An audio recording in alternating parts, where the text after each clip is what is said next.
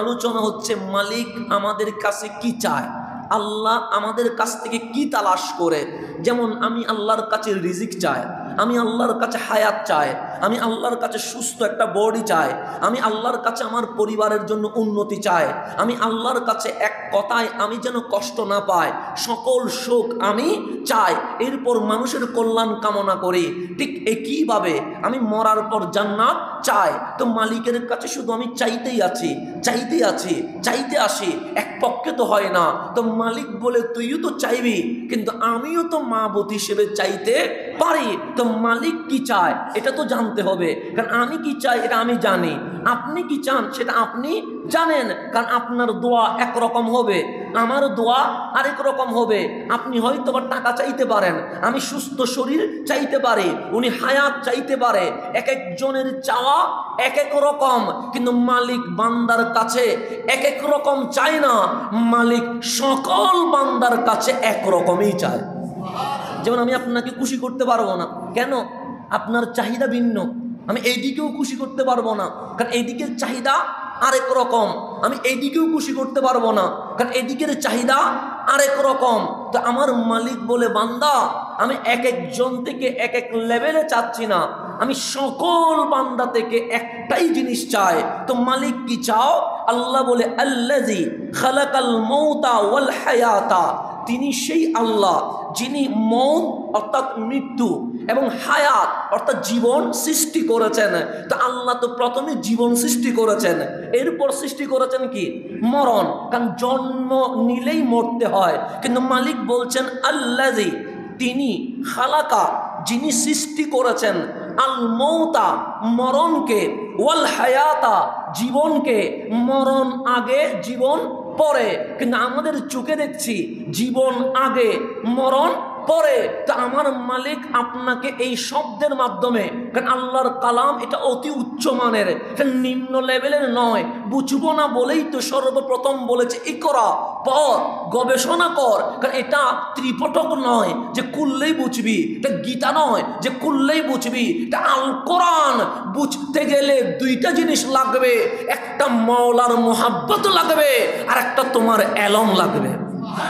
দুইটার সমন্বয় ঘটাইতে হবে। তা আল্লাহর কথাটা দেখেন, আমার চোখ বলছে হায়াত আগে মরণ পরে। যেমন আমি এখন হায়াতে আছি, 1 মিনিট পরে যদি মরে যায় এটার নাম মরণ। তাহলে আগে হবে আল হায়াতা, জীবন, তারপর হবে ওয়াল মৌতা, মরণ। কিন্তু আল্লাহ বলছেন আল্লাযী খালাকাল মৌতা ওয়াল হায়াতা, তিনি সেই আল্লাহ যিনি মরণকে সৃষ্টি করেছে এবং জীবনকে সৃষ্টি করেছে। আল্লাহ আগে মরণ বলেছে, এরপর জীবন বলেছে।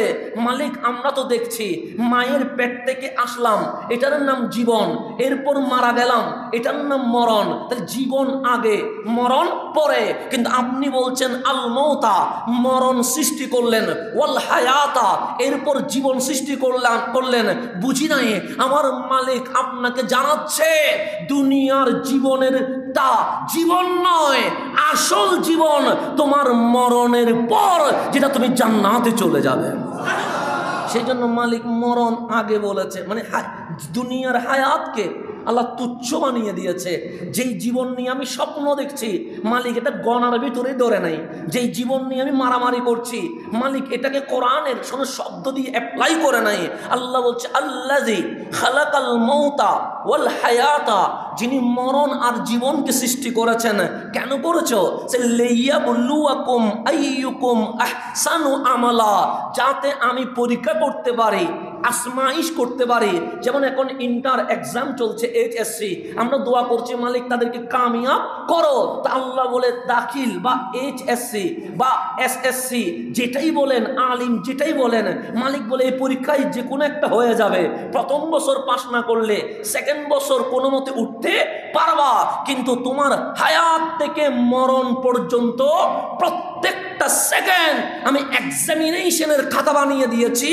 লিয়াবলুয়াকুম আইয়ুকুম আহসানু আমালা, তোমাকে আমি ছেড়ে দিয়েছি দুনিয়ায় শুধু একটা জিনিস পরীক্ষা করার জন্য, আমার বান্দাদের মাঝে কে সবচেয়ে ভালো আমল করে। এই পরীক্ষাটা নেওয়ার জন্য আমি হায়াত আর মরণ দুইটাই সৃষ্টি করে দিয়েছি।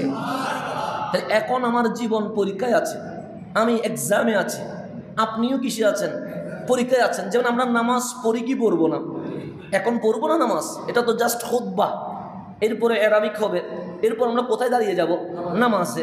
নামাজে কিয়াম এক রাকাত হিসাব করেন, কিয়াম কয়বার হবে? একবার হবে। কিয়ামের পর যাব কোথায়? রুকুতে। রুকু কয়বার হবে? এরপর যাব কোথায়? সিজদায়। সিজদা কয়বার হবে? দুইবার। কিন্তু সব কিছু কয়বার হয়? একবার। আপনি তাহিয়া পড়বেন, তাও বসবেন কয়বার? একবার। মানে এক রাকাত হিসাব করলে কিয়াম একবার, রুকু একবার, সিজদা দুইবার, তো বৈঠকও একবার, কিয়ামও একবার, রুকুও একবার। কিন্তু মালিক বলছে রুকুও একবার, কিয়ামও একবার, তাহিয়া বসবাও একবার, কিন্তু সিজদা দিবা কয়বার? দুইবার। তাই 2 রাকাত নামাজ পড়লে সবগুলো এক এক করে করলে কিন্তু সিজদা দুইবার দুইবার করে কয়বার করতে হবে? 4 বার। তো আমার থেকে জিজ্ঞেস করিয়েন না, আমার কামলিওয়ালা রসুল যাকে এলমের শহর দরজা বলেছেন, সেই এলমের দরজা বলা সার্টিফাই পাওয়া হজরতে আলী কাররামাল্লাহু ওয়াজহা, ওনাকে জিজ্ঞেস করা হয়েছে, আই আলী, আপনি তো এলমের দরজা, সুতরাং বলেন দেখি নামাজে কিয়াম একবার, রুকু একবার, কিন্তু সিজদা দুইবার কেন? তখন উনি বললেন বুঝো নাই? ওনারা যারা জিজ্ঞেস করছে ওরা বলছে বুঝি নাই যে সিজদা কোথায় দিতে হয়, সে মাটিতে দিতে হয়। যেমন আমরা সিজদা দিচ্ছি কিসের উপরে? টাইসের উপরে, কিন্তু টাইসের নিচে মূল মাটি আছে না? নাই, আছে। মাটি ছাড়া কোনো সিজদা হওয়ার জায়গা নাই। আপনার কপাল না অবশ্যই মাটিতে বাজতেই হবে। তাহলে কিয়াম করলে মাথা মাটিতে বাজে না, রুকু করলে মাথা মাটিতে যায় না, বসলে মাথা মাটিতে যায় না, শুধুমাত্র সিজদায় মাথা কোথায় যায়? মাটিতে যায়। সে সিজদা মানে মালিক কথা বলে, মালিক কথা বলে, সে সব কিছু একবার। সিজদা দুইবার কেন জানো? আমরা বললাম জানি না।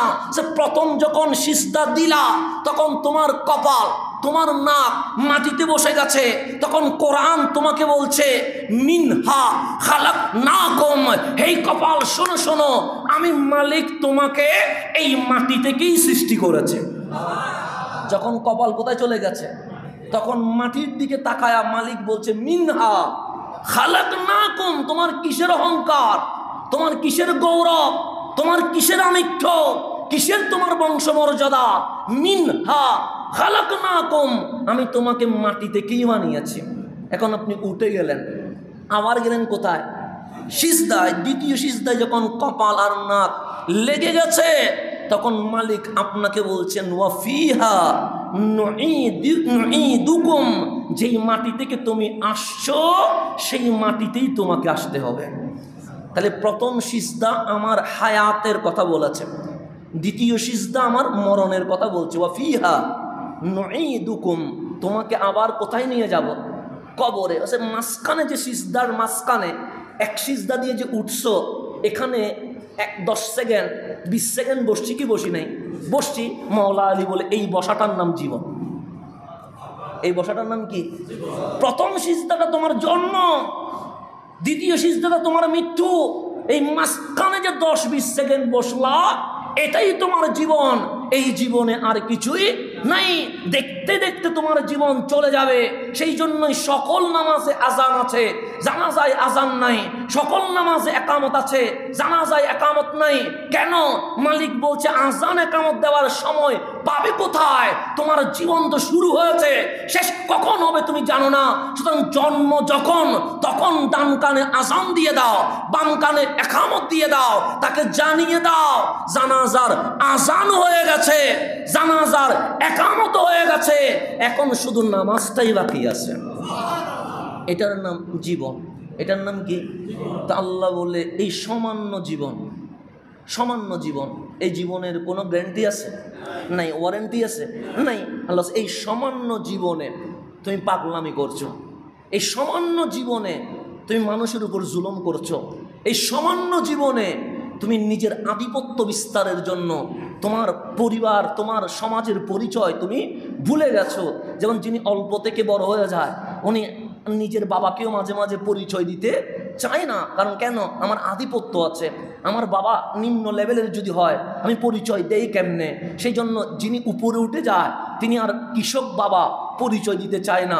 হাউস ওয়াইফ মা পরিচয় দিতে চায় না, তো আল্লাহ বলে সামান্য একটা হায়াতের জন্য তুমি যে ঝগড়া করছো, এই হায়াত চোখ খুলতে আর বন্ধ করতে কি হয়ে যাবে, চলে যাবে। যেমন আমার কাছে এই যে কিয়ামত তো চলে এসেছে, যেমন আমি শুক্রবার নামাজ পড়ালাম, আমার এখনো মনে হচ্ছে একদিন মনে হয়, এই শুক্রবার আবার দাঁড়িয়ে গেছে, মানে এই যে 7 দিন চলে গেছে, এই গ্যাপটাকে বোঝার কোনো সুযোগ হয়েছে না? সুযোগ নেই। আমার মনে হচ্ছে আমি একদিন পর আবার শাহজাহানপুরে কি হয়ে গেছে, দাঁড়িয়ে গেছে। তাহলে সময় চলে যাচ্ছে, এখন কিভাবে চলে যাচ্ছে এর কোনো হিসাব নাই, গ্যারান্টি নাই। আল্লাহ তাবারক ওয়া তাআলা বলছেন আমি মত এবং হায়াত সৃষ্টি করার পিছনে একটাই উদ্দেশ্য, আমি চাই কে ভালো আমল করে। এরপর আল্লাহ কোরআনে বলছেন ওয়ালানাবলুআন্নাকুম বিশাইয়্যিম মিনাল খাউফি ওয়াল জুই ওয়া নাকসিম মিনাল আমওয়ালি ওয়াল আনফুসি ওয়াস সামারাত। আল্লাহ বলছেন আমি 5টা বিষয়ে তোমাদের থেকে পরীক্ষা নিব। কয়টা বিষয়? সবগুলো আল্লাহ বলে দিচ্ছে, চাইলে গোপন রাখতে পারতেন, বান্দা আমি পরীক্ষা নিব ছেড়ে দিতে পারতেন না। আল্লাহ বলছে আমি পরীক্ষা নিব। কোন কোন বিষয়ে? আচ্ছা, ওয়ালানাবলুআন্নাকুম বিশাইয়্যিম মিনাল খাউফ, আমি তোমাকে কখনো ভয়ে রাখবো, আতঙ্কে রাখবো, এর মাধ্যমে আমি পরীক্ষা নিব। ওয়াল জু, কখনো আমি তোমাকে ক্ষুধার্ত রাখবো, ক্ষুধার মাধ্যমে পরীক্ষা নিব। ওয়া নাকসিম মিনাল আমওয়াল, কখনো তোমার সম্পদ আমি নষ্ট করে দিব, এই নষ্ট করার মাধ্যমে পরীক্ষা নিব। ওয়াল আনফুস, তোমার সামনে তোমার আপনজনকে আমি নিয়ে যাব, এর মাধ্যমে তোমার পরীক্ষা নিব। ওয়াস সামারা, তোমার শস্য ক্ষেত, তোমার ধনসম্পদ, তোমার ভান্ডার কখনো আমি ধ্বংস করে দিব, এর মাধ্যমে আমি পরীক্ষা নিব। তো আমার মালিক বলে আমি 5টা বিষয়ে তোমার পরীক্ষা নিব। 1, তোমার কাছে আমি ভয় আতঙ্ক সৃষ্টি করব, দেখব তুমি এই পরীক্ষায় কি অবস্থায় থাকো। 2, তোমার সামনে আমি ক্ষুধার্ত রাখবো, তোমাকে রিজিক থাকবে, রেস্টুরেন্টে খাবার থাকবে, কিন্তু তোমার ঘরে খাবার থাকবে না, আমি কখনো তোমাকে ক্ষুধার মাধ্যমে পরীক্ষা করব। তারপর ওয়ানাকসিম মিনাল আমওয়াল, তোমার রাত্রে কোটি টাকার সম্পদ ছিল, আগুনের মাধ্যমে সকালে তোমাকে আমি ফকির বানিয়ে দিব, পরীক্ষা নিব। তারপর ওয়াল আনফুস, কখনো তোমার মেয়ে, কখনো তোমার ছেলে, কখনো তোমার বাবা, কখনো তোমার মা, কখনো তোমার ওয়াইফ, আমি মুহূর্তের ভেতরে ইন্তেকাল করায়া তোমার পরীক্ষা নিব। ওয়াস সামারা, তোমার শস্য ক্ষেত আমি নষ্ট করে দিয়ে পরীক্ষা নিব। তো মালিক যখন তুমি আমাকে পরীক্ষা নিবে, তখন বান্দা হিসেবে আমার ডিউটি কি, আমার দায়িত্ব কি? আল্লাহ বলছে ওয়াবাশশিরিস সাবিরিন, তোমার দায়িত্ব হচ্ছে ধৈর্য ধারণ করা।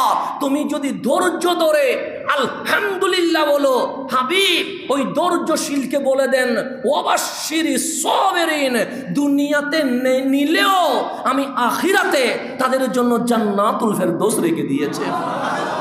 ওয়াবাশশিরিস সাবিরিন, ধৈর্যশীলদেরকে শুভ সংবাদ দেন। দিচ্ছে কে? আমি না আল্লাহ? আল্লাহর শুভ সংবাদ কি আমার মতো হবে? তাহলে আল্লাহ পরীক্ষা নেবে কয়টা?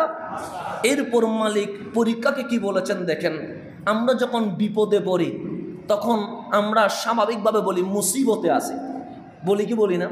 বলি। সুখে থাকলে কি কেউ মুসিবতে আছে বলি? যখন আমি যদি বলি কেমন আছেন, আমরা স্বাভাবিক বলি আলহামদুলিল্লাহ ভালো আছে।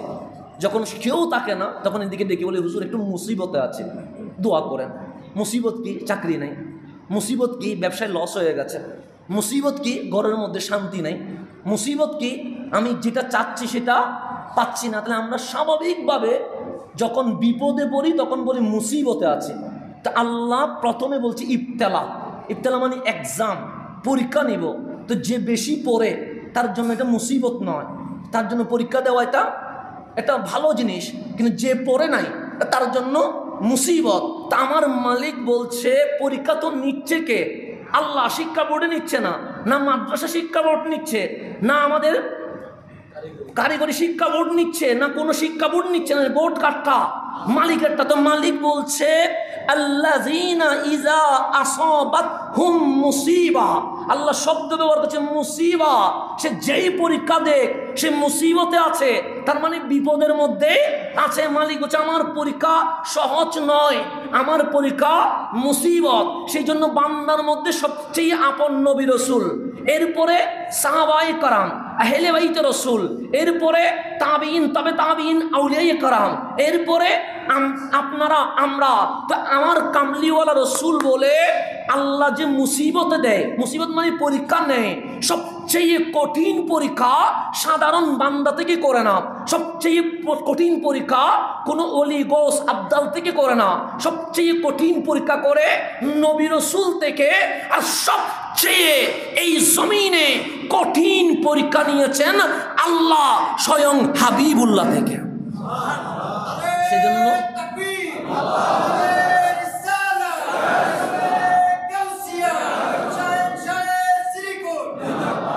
সেজন্য আল্লাহ আপন মানুষ থেকে কঠিন পরীক্ষা নেন, এরপর অন্যান্য নবী রসুল থেকে, এরপর সাহাবায়ে কেরাম আহলে বাইতে। এই মুহররম যে আসতেছেন, হুসাইনের পরীক্ষা তো আমরা দেখেছি, কথা ঠিক না? কঠিন পরীক্ষা। এরপর আউলিয়ায়ে কেরাম থেকে, এরপর আমরা যারা আছি সাধারণ ওনাদের থেকে পরীক্ষা হয় মুমিন থেকে, কিন্তু বেঈমান থেকে কোনো পরীক্ষা হয় না, এটা মনে রাখবেন। এটা হচ্ছে ওদের কর্মের ফল। কিন্তু আর আমরা যারা আছি মুমিন দাবি করছি, আল্লাহ পরীক্ষা নিব, যত আপন হবে পরীক্ষা তত কি হবে? কঠিন হবে। কঠিন থেকে কঠিন। আপনি যদি বলেন মালিক তোমাকে চায়, মালিক তোমাকে চায়, পরীক্ষারও বেশি কি হবে? কঠিন হবে। একজন সাহাবী আসলেন আমার কামলিওয়ালা রসুলের দরবারে, এসে বলছেন আনা উহিব্বুকা ইয়া রাসূলুল্লাহ, নবীরে কতজন রে ভালোবাসে, কিন্তু আমি সাহাবী কোনো মেয়েকে ভালোবাসি নাই, আমি কোনো পুরুষকে ভালোবাসি নাই, আমি কোনো ব্যবসা প্রতিষ্ঠানকে ভালোবাসি নাই, আমি দাবি করছি আমি আমার কামলিওয়ালাকে ভালোবাসি।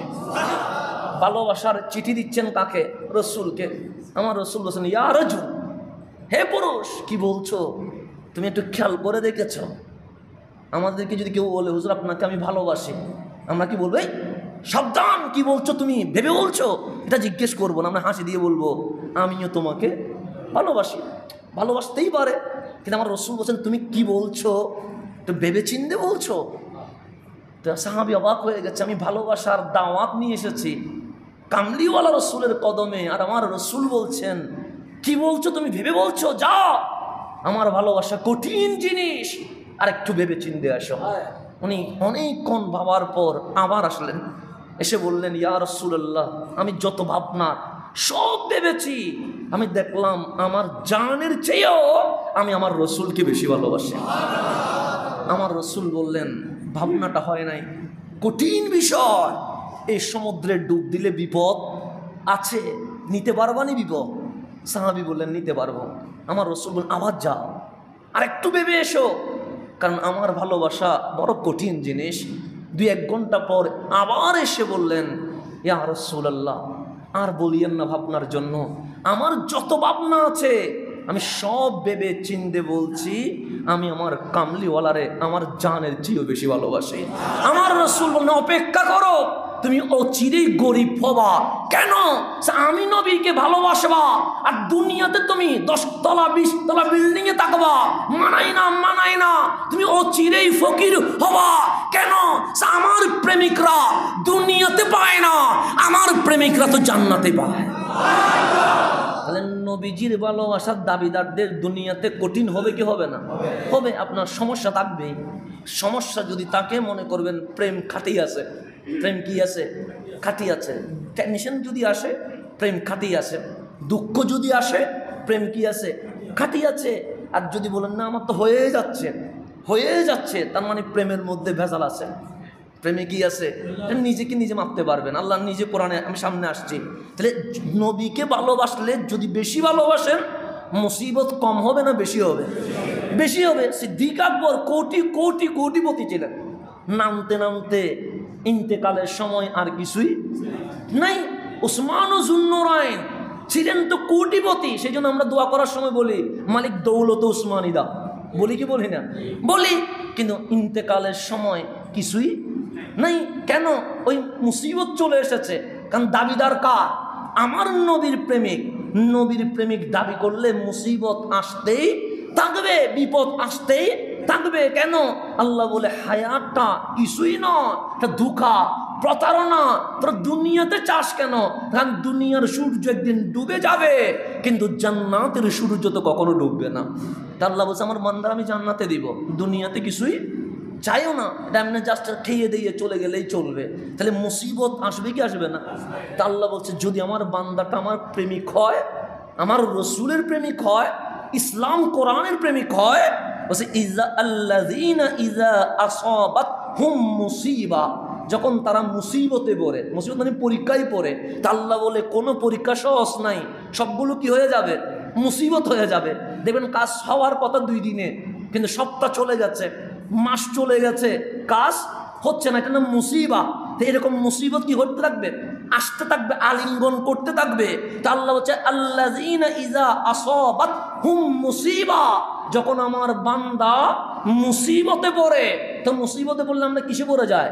টেনশনে পড়ে যায়। যখন দেখলাম ফেল, আত্মহত্যা করতে চলে গেছি, যখন দেখলাম চাকরি চলে গেছে, ফাঁসিতে লটকে গেছি, যখন দেখলাম আমার জীবন সামনে যাচ্ছে না, ঘর থেকে পালিয়ে চলে গেছি, এরকম আমাদের রিয়াকশন আসে না? নাই, আসে। তো দুনিয়ার পরীক্ষায় আমরা রিয়াকশন দেই, কখনো আত্মহত্যা করে, কখনো বিষ খায়া, কখনো ঘুমের ওষুধ খায়া, কখনো ঘর থেকে পালায়া, যেমনি ভাবে ওটা রিয়াকশন থাকে।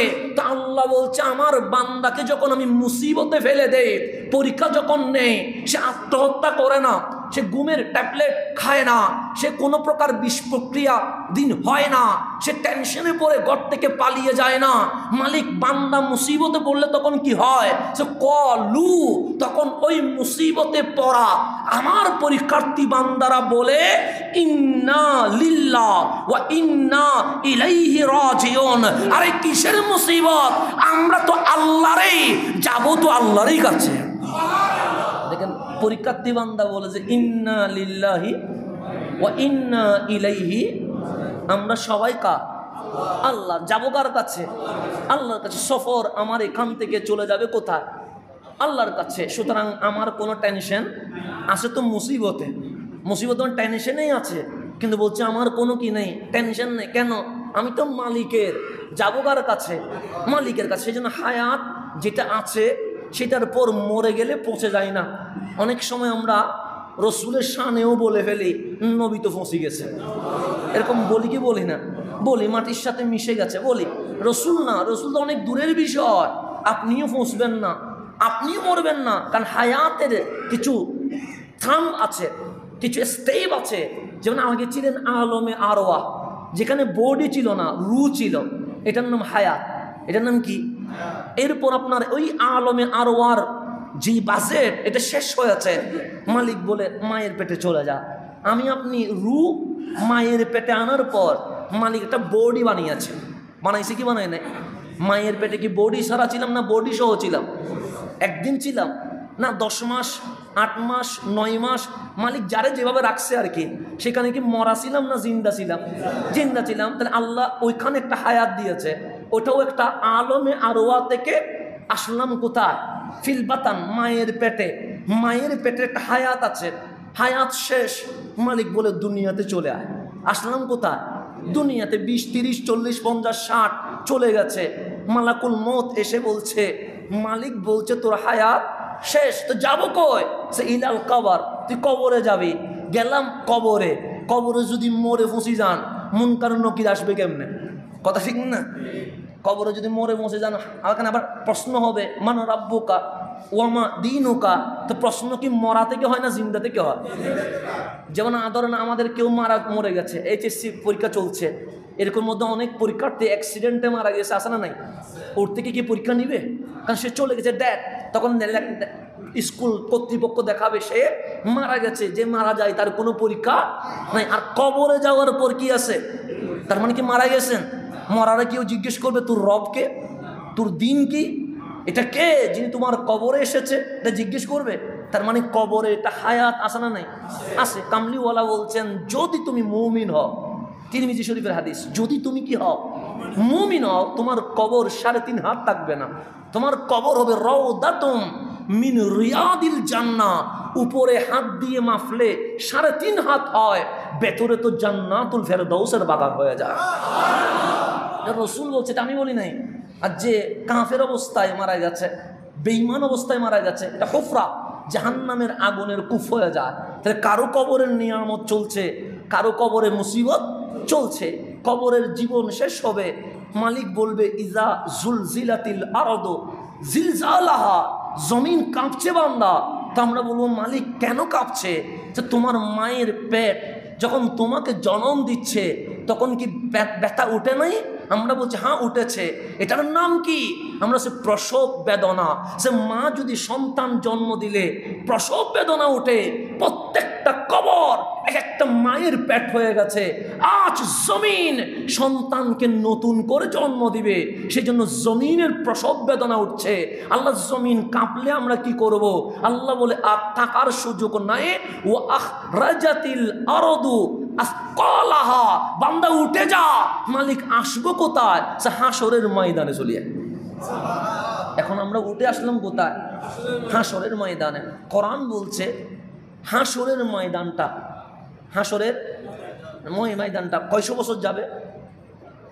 হ্যাঁ বলেন না। অনেক রেওয়ায়েত আছে, 4000 আছে, 50,000 আছে, 500 বছর আছে, এরকম রেওয়ায়েত আছে না? নাই আছে। আমার রাসূল বলছেন যদিও বা এটা 500 বছরের সময় মনে হবে, কিন্তু মুমিন বান্দার কাছে এটা চোখের পলকেই শেষ হয়ে যাবে।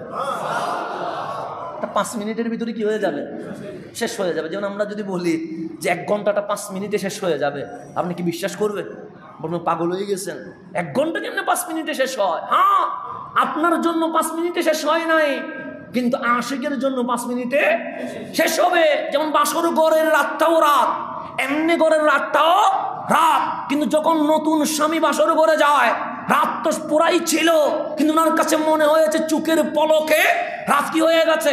প্রত্যেক নতুন স্বামীর অনুভূতি কি জিজ্ঞেস করলে বলবে চোখের পলকে যেন রাত কি হয়ে গেছে, শেষ হয়ে গেছে। তো রাত তো আপনার জন্যও ছিল, রাত তো আমার জন্যও ছিল, রাত তো নতুন বউয়ের জন্যও ছিল। কিন্তু নতুন স্বামীকে যখন জিজ্ঞেস করবেন রাত কেমন কাটছে, উনি বলবে চোখের পলকেই শেষ হয়ে গেছে। নতুন স্বামী বলছে বাসর ঘর চোখের পলকে শেষ হয়ে গেছে। আর যে ডিপ্রেশনে আছে সে বলে কেন সূর্য উঠে না, রাত যেন লম্বা হয়ে গেছে।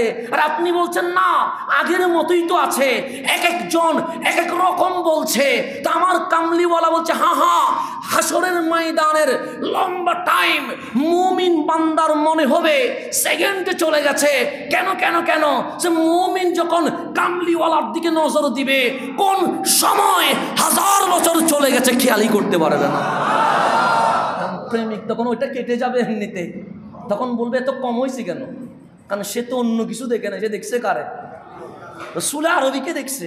তার সময় যে সেকেন্ডে চলে গেছে, সে মালিকরে বলবে মালিক কবর থেকে তুললা এত অল্প টাইমের জন্য, আর একটু বাড়াইয়া দিতা। আমরা একটা হাবিবরে দেখতাম, তাহলে কারো জান বের হয়ে যাচ্ছে, আর কেউ বলছে সময় কেন কম হয়ে আছে, তাহলে ওইটাও একটা জীবন।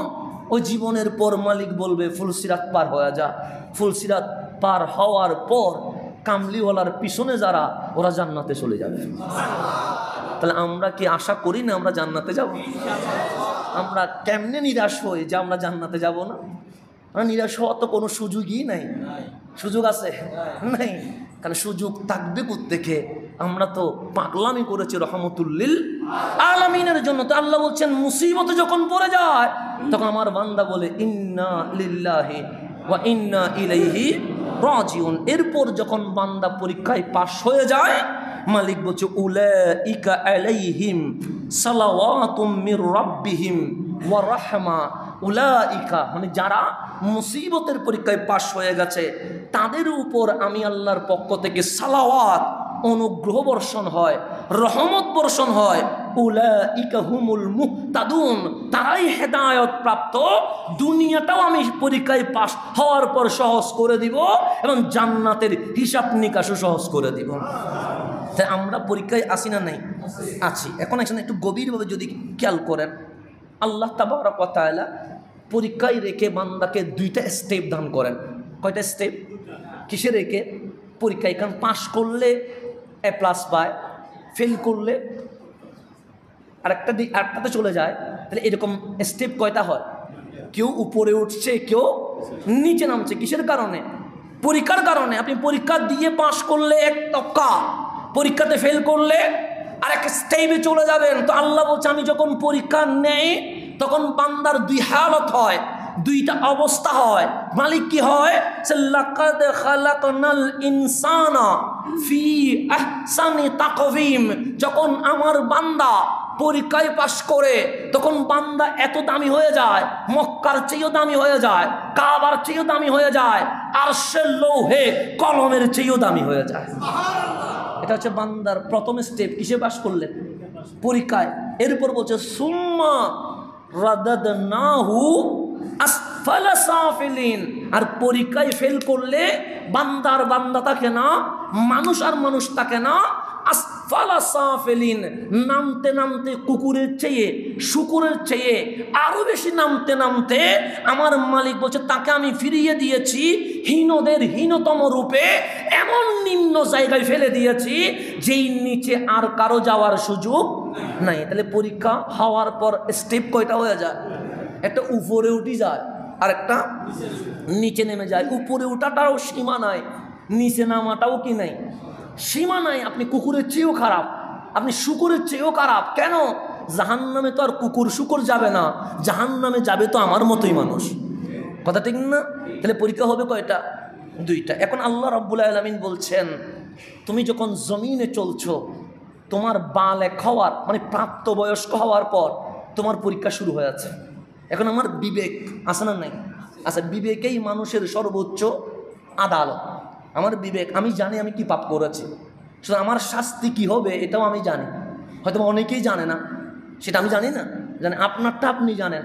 তা রব্বুল আলামিন বলছে তুমি যখন প্রাপ্তবয়স্ক হয়ে গেছো, তোমার ডানে বামের ফেরেশতারা লেখালেখি শুরু করে দিয়েছে। আমি তোমাকে দুটো জিনিস দিয়েছি। কয়টা জিনিস? একটার নাম নফস আর একটার নাম কলব। কেন? একটা তোমাকে খারাপের দিকে ডাকবে আর একটা তোমাকে ভালোর দিকে। এটার নাম পরীক্ষা, এটার নাম পরীক্ষা, এটার নাম জিহাদে আকবর। তোমার পরীক্ষা কি হয়ে গেছে?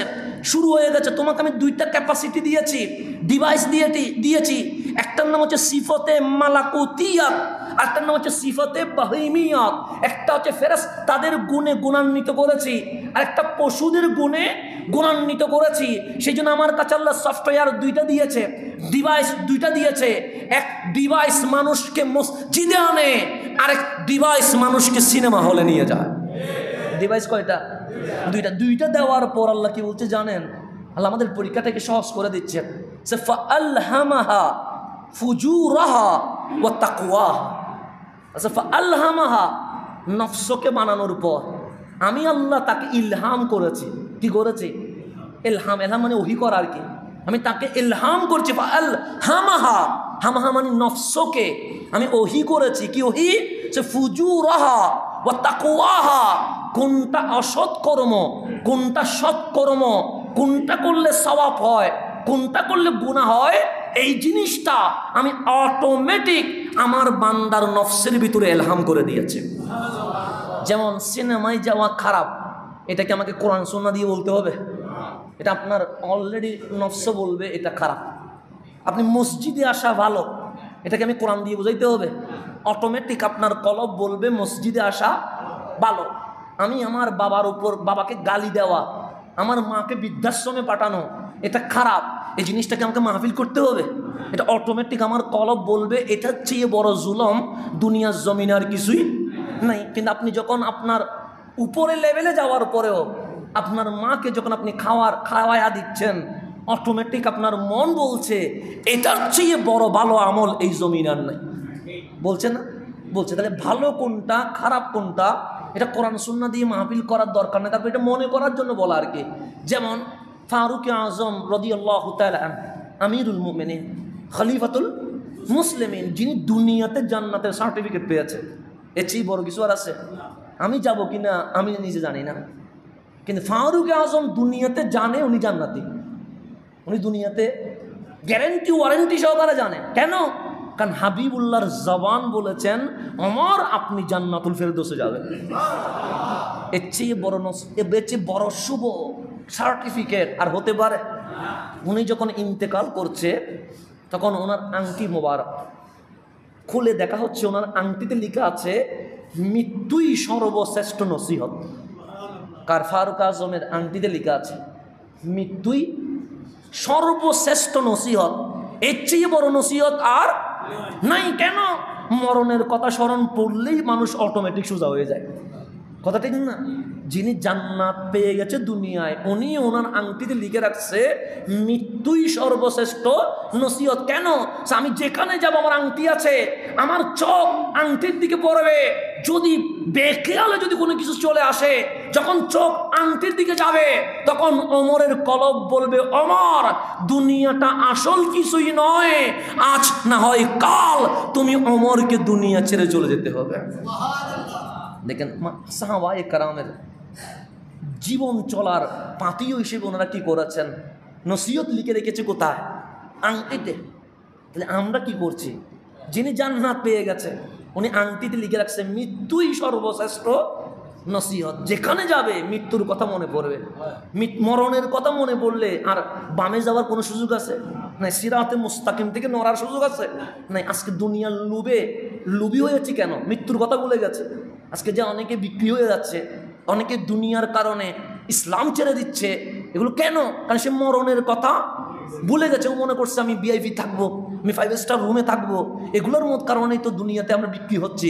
কিন্তু যখন মরণের কথা মনে পড়বে তখন কি আর দুনিয়া ভালো লাগবে? লাগবে না। তো সেই জন্য আল্লাহ তাবারক ওয়া তাআলা 2টা স্টেপ দিয়েছেন। সিফতে মালাকুতিয়াত, ফেরেশতাদের গুণ দিয়েছেন। সিফতে বাহিমা তথা জানোয়ারের গুণ আমার ভিতরে দিয়েছে। সেজন্য মানুষ যখন রহমানের ইবাদত করতে করতে করতে করতে করতে যখন মালিকরে রাজি করে ফেলে, তখন সিফতে মালাকুতিয়াত, ফেরেশতাদের যে গুণ, এটা যখন জাগ্রত হয়ে যায়, তখন তিনি গৌসুল আজম দস্তগীর হয়ে যায়, তখন তিনি খাজায়ে আজমির হয়ে যায়, তখন তিনি সৈয়দ আহমদ রাজা খা ফাদেলে বেরেলভি হয়ে যায়, তখন তিনি শাহজালাল ইয়ামানি হয়ে যায়, তখন তিনি শাহিন শাহে সিরকুট হয়ে যায়, তখন তিনি সৈয়দি গৌসুল আজম মাইজভান্ডারি হয়ে যায়, তখন তিনি বাহাউদ্দিন নকশবন্দি হয়ে যায়, তখন তিনি হযরতে সালাউদ্দিন আইয়ুবি হয়ে যায়, তখন তিনি মুজাদ্দিদে আল ফেসানি হয়ে যায়। যখন মানুষ মওলার ইবাদতে মগ্ন হয়ে যায়, হাবিবের প্রেমে পড়ে যায়, তখন মানুষ আহসানা তাকভিম উপরে উঠে যায়। আর যখন মানুষ নামতে নামতে আবু জাহেল, আবু লাহাব, অতবা, সাইবা, এজিদ হয়ে যায়, তখন এমন নামে কুকুর শুকুরের চেয়ে আরো বেশি নিচে নেমে যায়।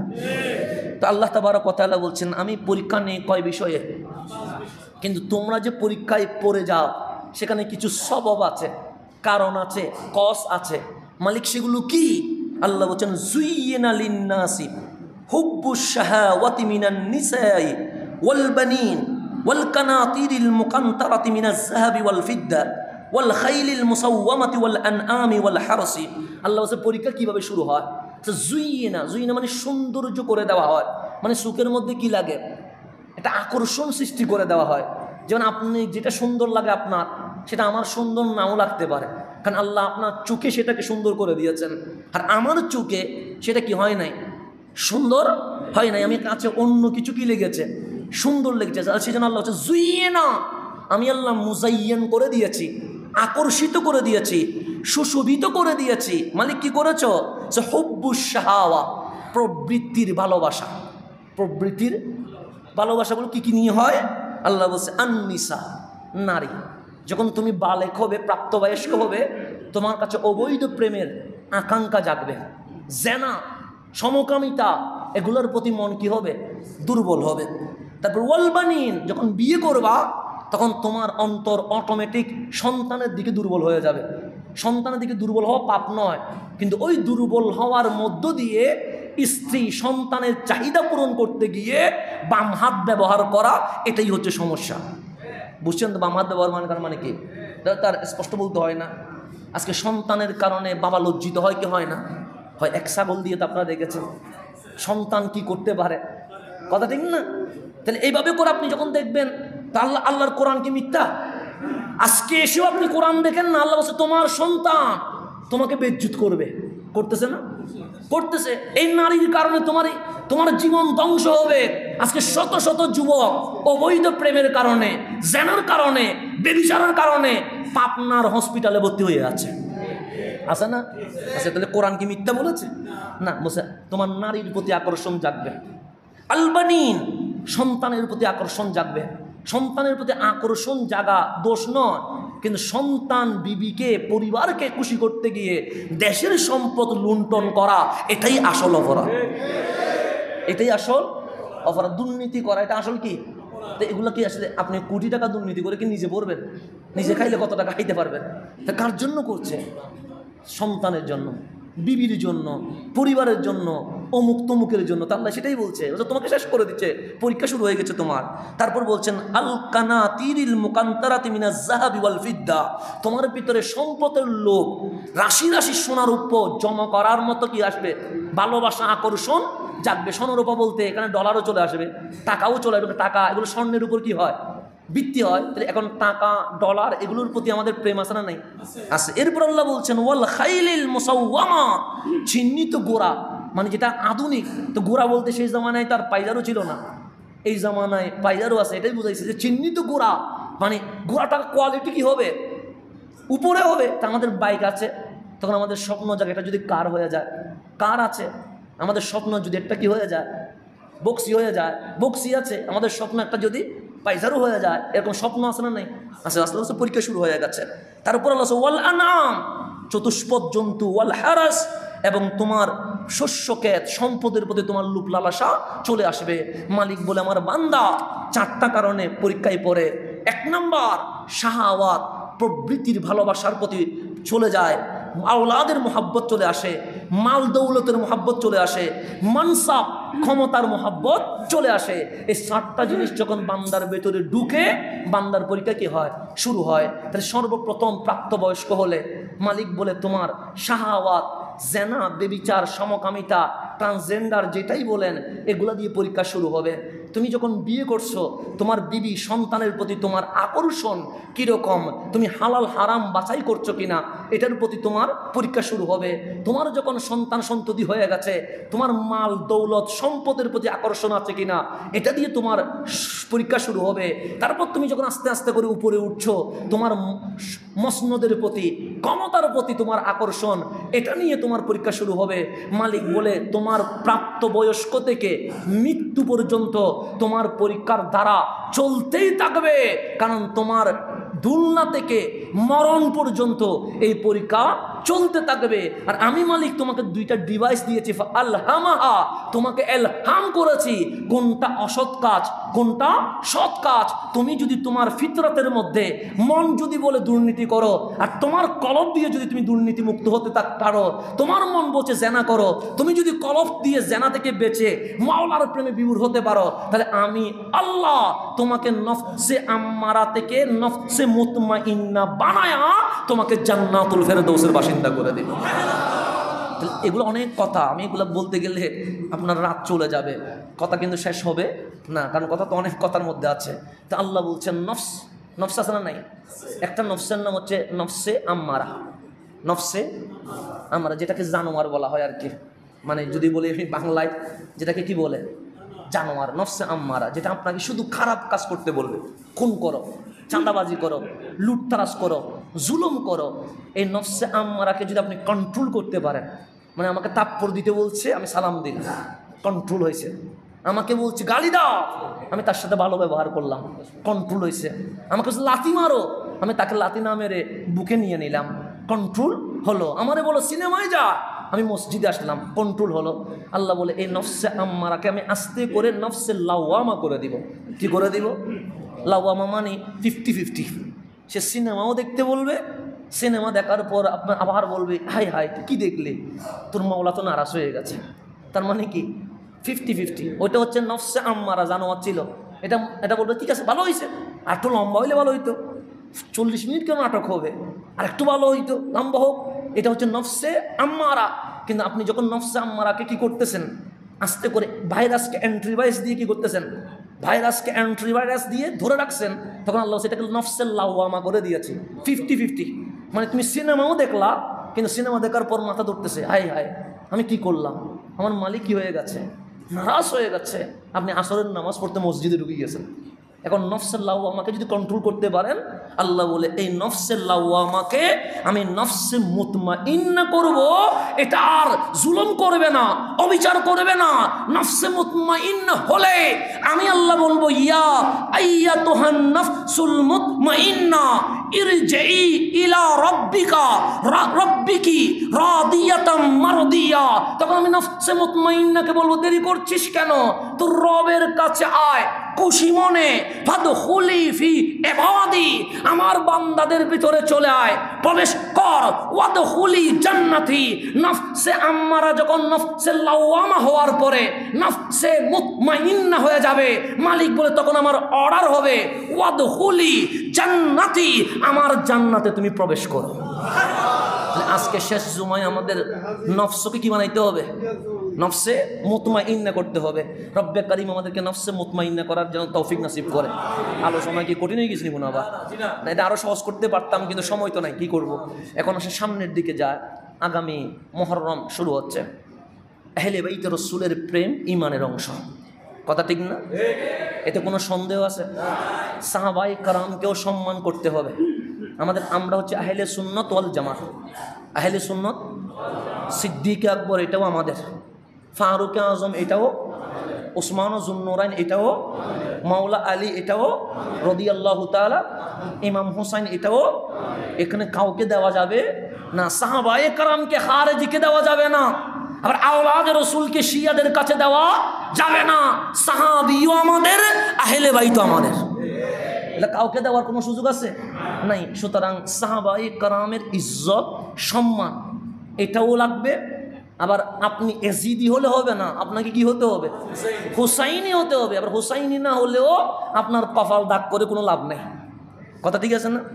এখন হুসাইন শহীদ হয়েছে কাদের জন্য? হুসাইন শহীদ না হলে কি হইতো? কিছু হইতো? কিছু হইতো না। উনি মসনদ পাইতেন, উনি গভর্নর হইতেন, উনি মক্কা মদিনার রাজপ্রসাদের মালিক হইতেন। কারণ এজিদ কারো কাছে বায়াত খুঁজে নাই, এজিদ শুধু মারওয়ানকে বলছে হুসাইনের বায়াতটা লাগবে। কিসের বায়াত? মারওয়ানকে বলছে শুধু হুসাইনের বায়াত। কেন? হুসাইন যদি এজিদের হাতে হাত রাখে, আর কোন দুনিয়ার শক্তি নাই এজিদের মসনদ কি করে দিবে? ধ্বংস করে দিবে।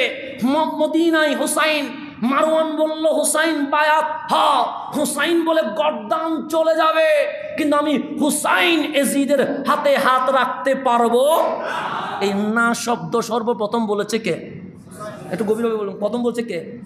এই নার পরিস্থিতি থেকে আসলেন মক্কায়, চলে আসলেন কোথায়?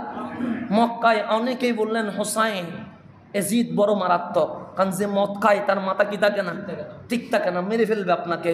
হুসাইন বললে সেটা তো নানা জান আগে থেকে বলে রাখছে, নানা জান আগে থেকে বায়াত হয়ে যান, সমস্যা নাই। হুসাইন বললেন না, বায়াত মক্কা ছেড়ে চলে যাবে কারবালায়। সবাই বললেন এখানে থাকলে অন্তত আমরা তো আপনার সঙ্গী হতে পারবো, কোন কুফায় চলে যাচ্ছেন, এখানে কে আছে? হুসাইন বলেন আমি জানি আমি শহীদ হব, এতে কোনো সন্দেহ নাই, আমি জানি শহীদ হব, কিন্তু আমি এখানে থাকলে আমার রক্তের উপরে খানায় কাবা লাল হয়ে যাবে। সবাই হাজিগণ আসছে কাবা তাওয়াফ করতে, হুসাইন যাচ্ছে কাবা রক্ষা করতে। হুসাইন চলে গেছেন, সেখানে যাওয়ার পরে দেখেন আলী আসগর শহীদ হয়েছে। হুসাইন বললেন বায়াত হব না। আলী আকবর শহীদ হয়েছেন, হুসাইন বললেন না। গর্দান চলে যাচ্ছে, সীমার বললেন একবার হ্যাঁ বললে সব কিছু শেষ হয়ে যাবে। হুসাইন বললেন না। সেদিন কারবালার রক্তের সামনে যেদিন হুসাইন না বলেছে, সেদিন বিশ্বে একটা শব্দ পরিচয় হয়েছে, না না। তা আজকেও যখন আমাদেরকে বলে এই যে মিলাদুন নবীর জুলুস ছেড়ে দে, আমরা বলি না রসুলকে মাটি বল, আমরা বলি না রসুলকে মরা বল, আমরা বলি না রসুল মরে গেছে পৌঁছে গেছে, আমরা বলি না সিদ্দিক আকবরের খেলাফত অস্বীকার কর, আমরা বলি না হুসাইনকে ছেড়ে দে, আমরা বলি না, আমরা বলি দুনিয়া ছেড়ে দিব, আমার নবীকে আমরা ছাড়তে পারবো না।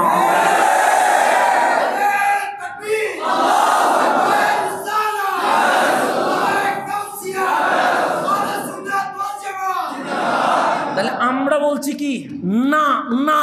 তো আজ 10ই মুহররম কারবালার সোহদায়ে কারবালার মাহফিল গৌসুল আজম মসজিদে হোক, এটা আমরা চাই কি চাই না? তো অনেকে বলছে ছেড়ে দে, আমরা আজ গৌসুল আজম মসজিদ থেকে বলবো 10ই মুহররমের আমার হুসাইনের মাহফিল আমরা ছাড়তে পারবো? ছাড়তে পারবো? ছাড়তে যদি পারবো না বলে থাকি, তাহলে করার জন্য আমাদেরকে যা যা লাগে, জান লাগলে জান, মাল লাগলে মাল, শরীর লাগলে শরীর, সবটাই দিতে হবে কি হবে না? হবে। তো এটা বড় হবে না ছোট হবে? কারবালার স্মরণ কি ছোট হবে না বড় হবে? ছোট হলে আমরা এমনিতেই দোয়া মাহফিল করে ফেলবো। আর যদি বলেন বড় হবে, তাহলে আপনাদেরকে আসতে হবে। এখন বড় হবে না ছোট হবে? তাহলে বড় হলে হুসাইনের মাহফিল, এখানে মেহমান আসবে, মেহমানদেরকে মেহমানদারি করতে হবে। আমরা ঘরের মানুষ, খাইলেও আসি না খাইলেও আসি, কথা ঠিক না? কিন্তু যারা বাইরে থেকে আসবে ওনাদেরকে মেহমানদারি করতে হবে না? হবে। তো সেই জন্য আমাদের বাজেট হচ্ছে কত? 1.5 লক্ষ টাকা। তো যেহেতু সময় আরেকটা জমা আছে, এখানে আমাকে বললে হবে। আর একটা রুমালটাও আপনারা বলে ফেলেন, আমাদের লাগবে কত টাকা? 1.5 লক্ষ টাকা, মানে 1,50,000। এখন যে যতটুকু পারেন আমাদেরকে একটু বলে দেন, যে যতটুকু পারেন, যে যতটুকু পারেন আপনারা বলে দেন, যেহেতু